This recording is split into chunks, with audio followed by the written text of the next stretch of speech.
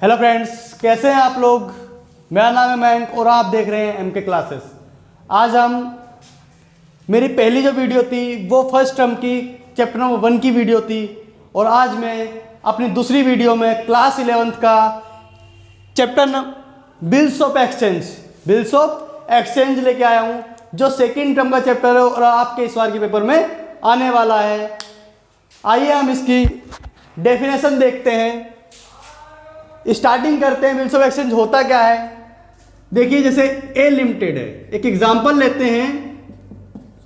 जैसे ए लिमिटेड है, ए लिमिटेड ने, और ये कि बी लिमिटेड है। ए लिमिटेड ने बी लिमिटेड से कोई सामान खरीदा। ए लिमिटेड ने बी लिमिटेड से सामान खरीदा। तो जब ये सामान खरीदा, इसने बोला भैया मेरे पास पैसे नहीं है, पैसे नहीं है। तो जब पैसे नहीं है तो बी लिमिटेड ने क्या कहा कि भाई या तो पैसे दो या कोई बिल बना के दो। तो बी लिमिटेड ने एक बिल बनाया। किसने बनाया? बी लिमिटेड ने एक बिल बनाया। बी लिमिटेड ने बिल ए लिमिटेड के ऊपर बनाया। बी लिमिटेड ने बोला कि भैया इस पे साइन करो। किससे कहा? ए लिमिटेड से। बी लिमिटेड ने ए लिमिटेड से बोला कि इस पे बिल के ऊपर साइन करो। उस बिल में लिखा क्या था? उस बिल में लिखा था कि जितना भी अमाउंट का मैंने आपको सामान दिया है, आप उतने अमाउंट के पैसे मुझे 2 या 3 महीने के अंदर अंदर चुका देंगे। तो ए लिमिटेड ने उस पर साइन कर दिए। यही होता है बिल्स ऑफ एक्सचेंज। क्या होता है? Bill of exchange. इसे ही हम बिल बोलते हैं। क्या बोलते हैं? बिल ऑफ एक्सचेंज बोलते हैं। आइए इसकी डेफिनेशन पढ़ लेते हैं। डेफिनेशन में क्या बोला गया है?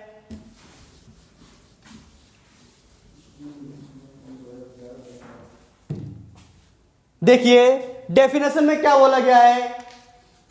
A bill of exchange, a bill of exchange is an instrument in writing, is an instrument in writing. Bill of exchange क्या है? ए बिल ऑफ एक्सचेंज क्या है? इज एन इंस्ट्रूमेंट, एक इंस्ट्रूमेंट है। किसका? इन राइटिंग, एक कागज का एक टुकड़ा है, एक चीज है कोई। क्या है? किसमें? राइटिंग में। किसमें? लिखित में है। किसमें? लिखित में है, जिसके अंदर कंटेनिंग एन अनकंडीशनल ऑर्डर, एक अनकंडीशनल ऑर्डर होता है। मतलब कोई कंडीशन नहीं होती इसके अंदर। जिसने कंडीशन लगा दी वो बिल नहीं रह गया। कोई कंडीशन नहीं होनी चाहिए, अनकंडीशनल होना चाहिए। अनकंडीशनल ऑर्डर होता है किसके द्वारा? साइन बाय द मेकर, जो इसे बनाएगा उसके द्वारा उसके ऊपर साइन होते हैं। जो इसे बनाएगा उसके द्वारा इसके ऊपर साइन किए जाते हैं। डायरेक्टिंग ए सर्टेन पर्सन, किसी पर्सन को डायरेक्ट कर रहा है, ऑर्डर दे रहा है कि आप टू पे a certain some of money, कि एक निश्चित मनी, जो निश्चित मनी है, सर्टेन मनी। क्या है? सर्टेन है, निश्चित मनी पे करेंगे। सम ऑफ मनी ओनली टू, किसे? सिर्फ मुझे। ओनली टू, जो बना रहा उसे। ओनली टू और द ऑर्डर ऑफ, और जिसे देने के लिए मैंने ऑर्डर दिया है उसे, जिसे देने के लिए मैंने ऑर्डर दिया है उसे।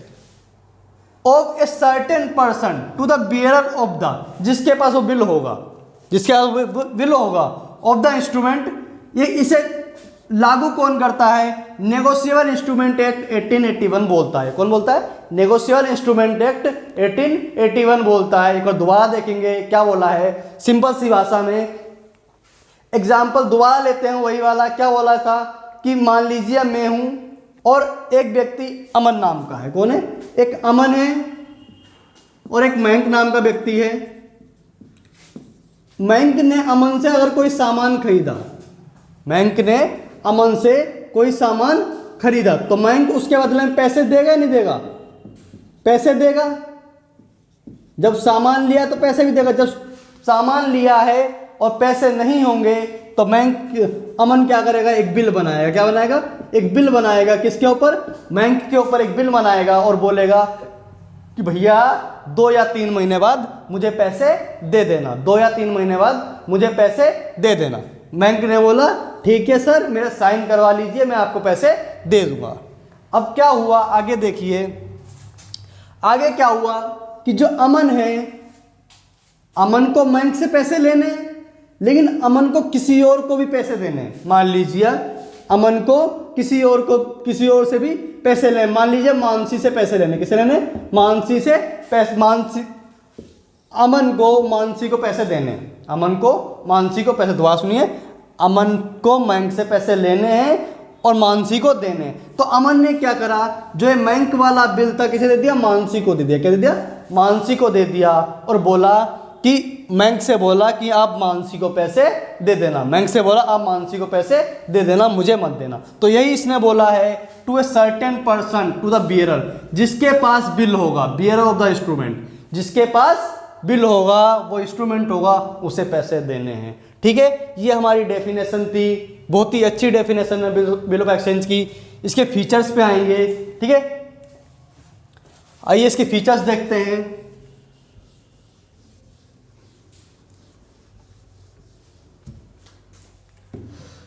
देखिए फीचर में क्या है कि इसने बोला a bill of exchange must be in writing. जो बिल ऑफ एक्सचेंज होता है बेटा लिखित में होना चाहिए, मुंह से बोला हुआ बिल नहीं माना जाता। किस में होना चाहिए, राइटिंग में होना चाहिए। बिल ऑफ एक्सचेंज राइटिंग में होना चाहिए। क्या होना चाहिए बेटा, राइटिंग में होना चाहिए।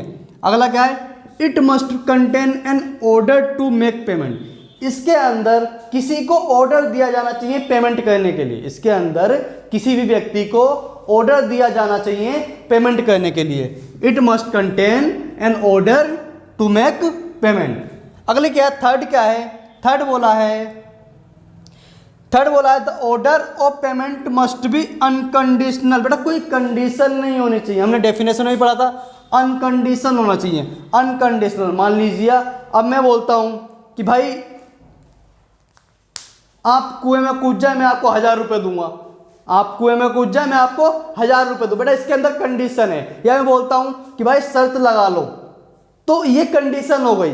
कोई कंडीशन नहीं होनी चाहिए, अनकंडीशनल होना चाहिए, अनकंडीशनल होना चाहिए, कंडीशन नहीं होनी चाहिए। अगला क्या है, the amount of bill of exchange must be certain. जो बिल ऑफ एक्सचेंज का अमाउंट होना चाहिए वो फिक्स होना चाहिए। ये नहीं होना चाहिए कि मैंने बोल दिया कि भाई 500-600 रुपये ले लेना, कितने लेना, 500-600। एक फिक्स अमाउंट होना चाहिए, या तो 500 या फिर 600, फिक्स अमाउंट होना चाहिए बिल ऑफ एक्सचेंज का। The amount of bill of exchange must be certain. अगला क्या है, फिफ्थ पॉइंट क्या है, it must be sign by the drawer.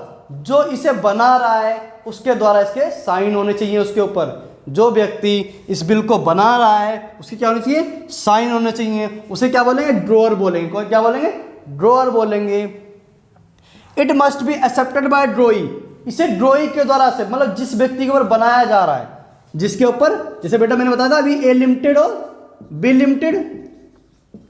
तो बी लिमिटेड अगर बिल बना रहा है, बी लिमिटेड अगर बिल बना रहा है ए लिमिटेड के ऊपर, तो ए लिमिटेड को ए लिमिटेड से एक्सेप्ट करेगा। क्या करेगा, एक्सेप्ट करेगा, साइन करेगा इसके ऊपर। किसके साथ, साइन करेगा बिल के ऊपर। अगला क्या है, लास्ट पॉइंट क्या है, it must be stamped as per legal requirement. मतलब जो कंपनी की स्टैंप होगी उसके लीगल रिक्वायरमेंट की स्टैंप लगी हुई होनी चाहिए बिल के ऊपर, तभी बिल की मान्यता मानी जाएगी, वरना बिल को माना नहीं जाएगा। ये हमारी डेफिनेशन, ये हमारे फीचर्स। पार्टीज पढ़ेंगे। पार्टीज इसके अंदर क्या होती हैं,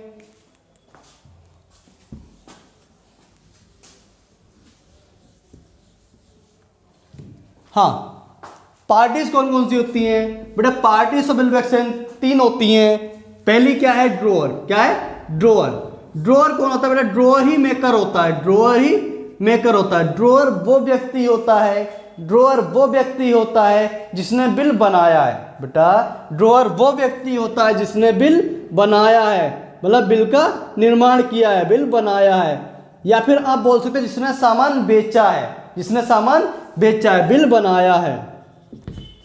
अगला ड्रॉई क्या होता है बेटा, ड्रॉई को बोलते हैं हम एक्सेप्टर। क्या बोलते हैं, एक्सेप्टर बोलते हैं। ये वो व्यक्ति होता है जिसके ऊपर बिल बनाया गया है, जिसके ऊपर बिल बनाया गया, जिसको ऊपर बिल बनाया गया है। और लास्ट है बेटा पेई। पेई वो व्यक्ति होता है जो पैसे लेता है। पेई वो व्यक्ति होता है जो पैसे लेता है, वो पेई कहलाता है। तो ड्रॉअर कौन है, दोबारा देख लीजिए। ड्रॉअर वो व्यक्ति होता है जो बिल बनाता है, ड्रॉई वो व्यक्ति होता है जो बिल को एक्सेप्ट करता है, मतलब जो पैसे देगा। ड्रॉअर सिंपल सी भाषा में मोस्टली टाइम पे ड्रॉअर ही पे ही होता है, ज़्यादातर टाइम पे ड्रॉअर ही पे ही होता है, ड्रॉअर ही पे ही होता है ज़्यादातर टाइम पे। लेकिन एक दो केसेस ऐसे हैं जिनमें ड्रॉअर और पे ही अलग अलग हो सकते हैं, जिसमें ड्रॉअर और पे ही अलग अलग हो सकते हैं। तो हम वो दो पॉइंट और देखेंगे कि ड्रॉअर और पे ही अलग अलग हो सकते हैं। वो दो कंडीशन कौन कौन सी हैं।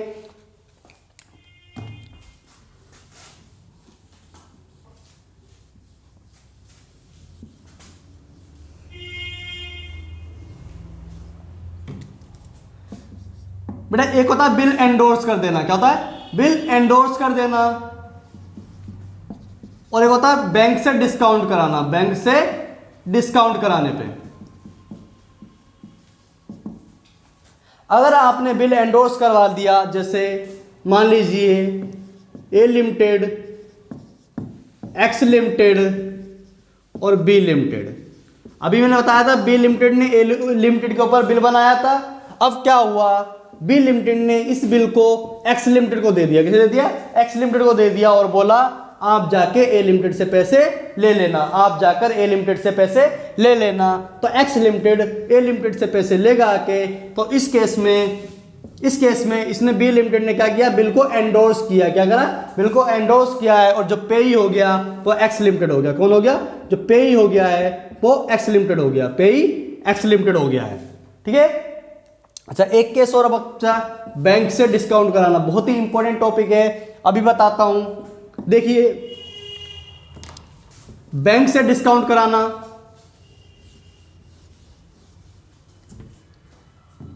मान लीजिए ये शिवम नाम का व्यक्ति है और ये अरुण है। शिवम लिमिटेड कंपनी है और ये अरुण लिमिटेड कंपनी है। शिवम लिमिटेड ने अरुण लिमिटेड के ऊपर बिल बनाया। किसने बनाया? शिवम लिमिटेड ड्रॉअर हो गया और अरुण लिमिटेड ड्रॉई हो गया। मान लिया इन्होंने 2 लाख का बिल बनाया। अब इन्होंने 2 लाख का बिल तो बना दिया और 3 महीने की डेट मिली। 3 महीने बाद अरुण ने बोला, बेटा शिवम लिमिटेड ने अरुण लिमिटेड के ऊपर एक बिल बनाया। इन्होंने बोला शिवम लिमिटेड से, अरुण लिमिटेड ने बोला शिवम लिमिटेड से कि मैं आपको 3 महीने बाद 2 लाख रुपए दे दूंगा। अब शिवम लिमिटेड को पैसे आज चाहिए, तो शिवम लिमिटेड क्या करेगा? बेटा ये जाएगा बैंक के पास। किसके पास? बैंक के पास जाएगा और शिवम लिमिटेड अपना बिल बैंक को दे देगा। शिवम लिमिटेड बोलेगा बैंक से कि सर आप मेरा बिल ले लीजिए, कितने का बिल है? 2 लाख का बिल है और 3 महीने बाद अरुण से पैसे ले लेना, जाके अरुण से पैसे ले लेना। शिवम लिमिटेड ने बोला कि सर आप मेरा बिल ले लीजिए और 3 महीने बाद अरुण से पैसे ले लेना जाके।